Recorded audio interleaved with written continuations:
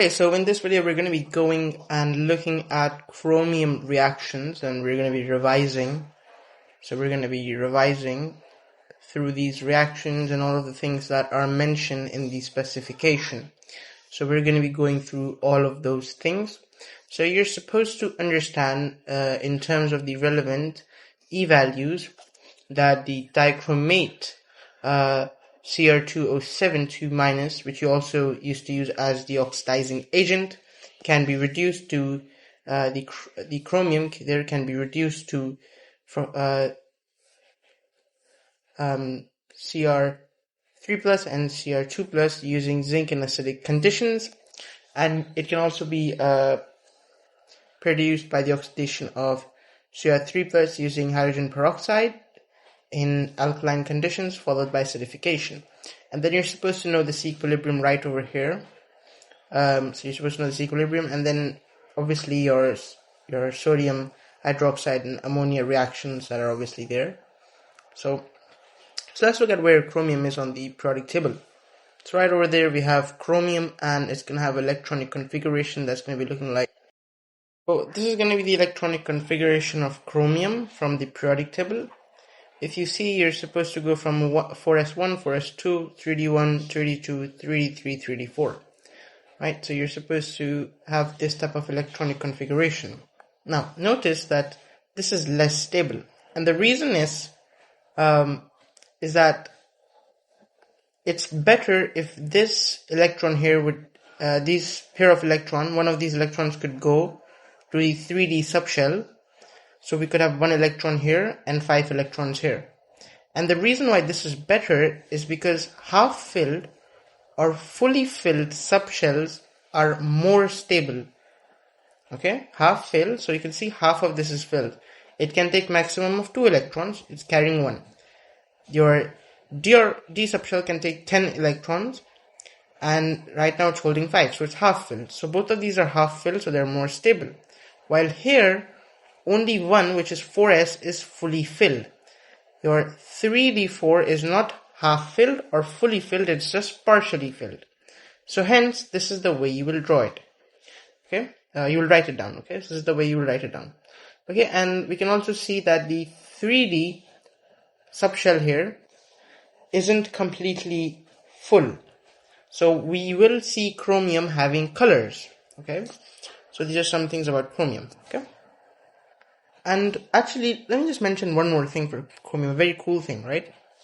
For chromium, the most popular reason why we know chromium so well and why most people love chromium is because it's an oxidizing agent. You can see it oxidizing your primary alcohol, secondary alcohol, tertiary, not the tertiary alcohol, primary and secondary alcohol, and this is a major part of your alcohol chapter, right? And we can see this in your A2 as well when we come in, why oxidizing agent is so important.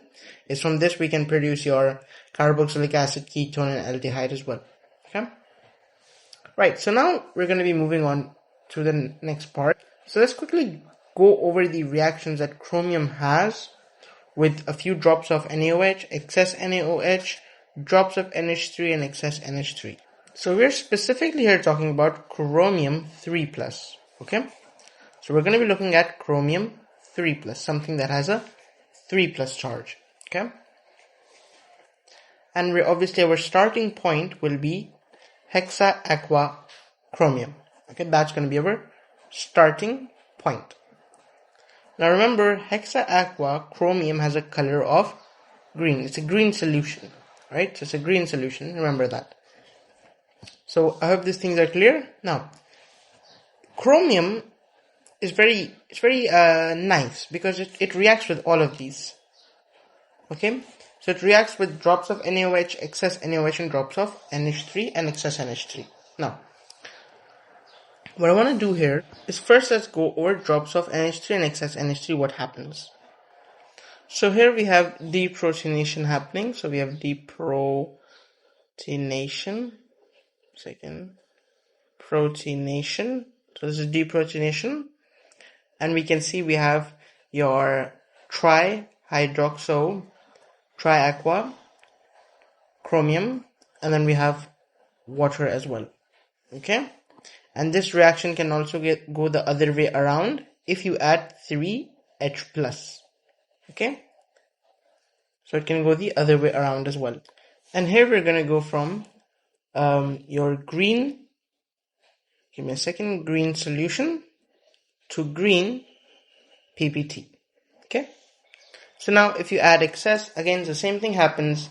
3 more of your those waters have their H plus taken away by the OH minus, so it becomes a hexa hydroxo chromium with a -3 charge, and then we have again 3 water there as well. So it's going to be the same thing happening again. The other 3 water will have their H plus lost, and yeah.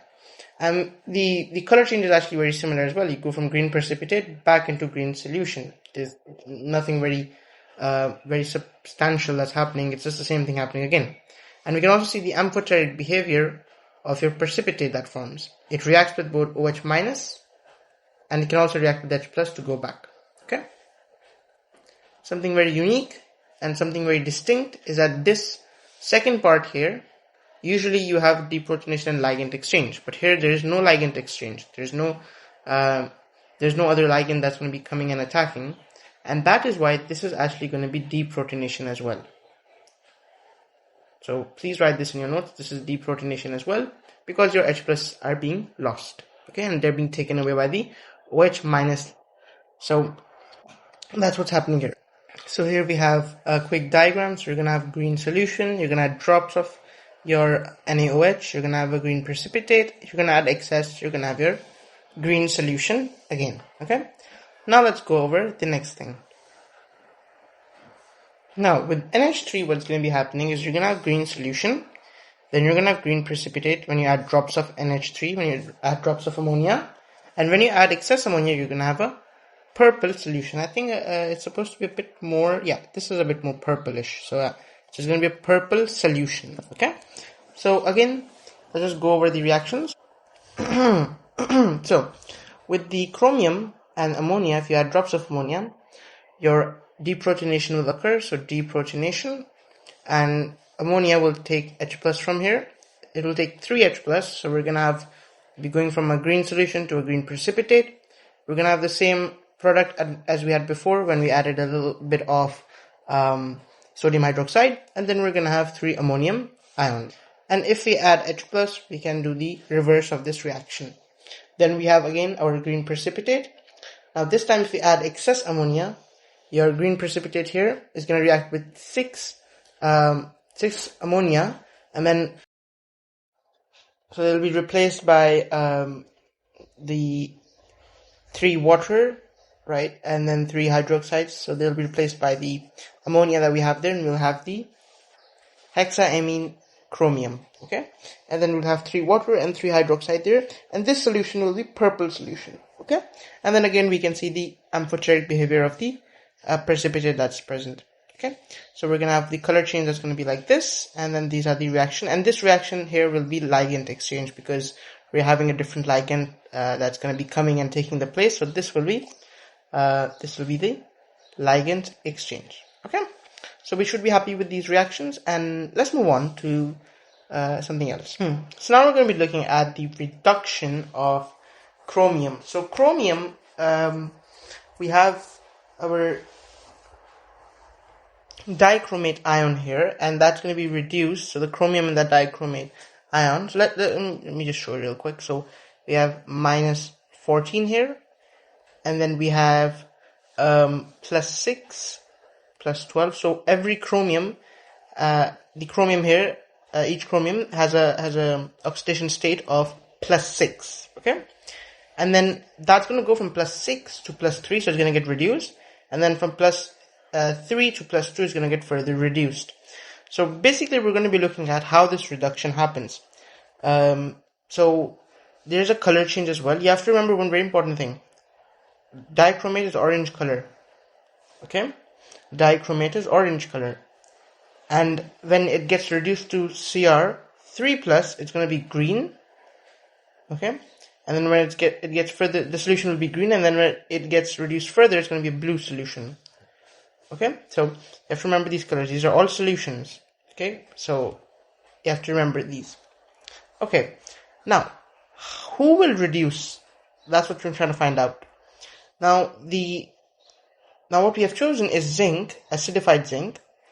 Now, it is also possible for Fe2 plus to reduce, but let's see which is better.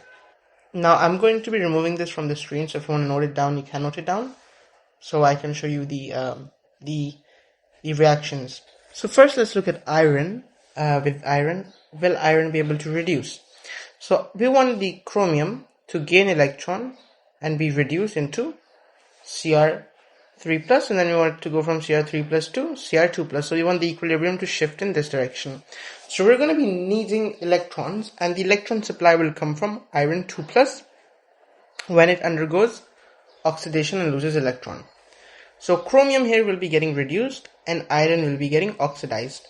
So reduced, oxidized. So my first question is, will chromium, will the dichromate go from the Cr plus 6, so we have Cr plus 6 here, to plus 3. Is that possible if we use iron? So let's see the E cell value.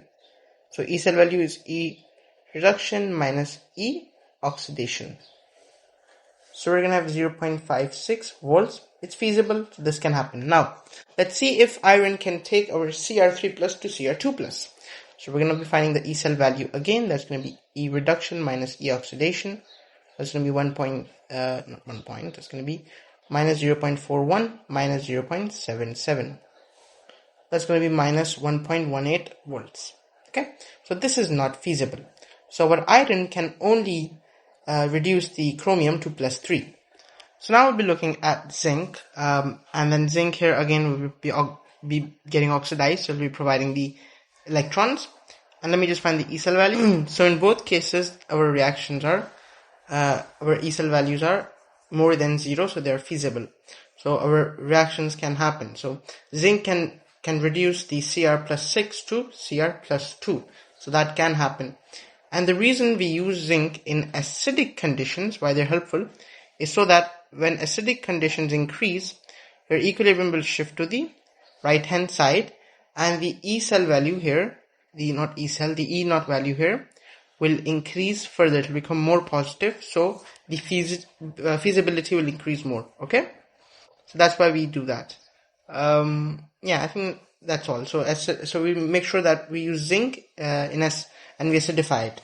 Now I have one point here that I didn't explain. There is another reason why we acidify zinc as well, and that is to keep the zinc and dichromate system under a hydrogen atmosphere.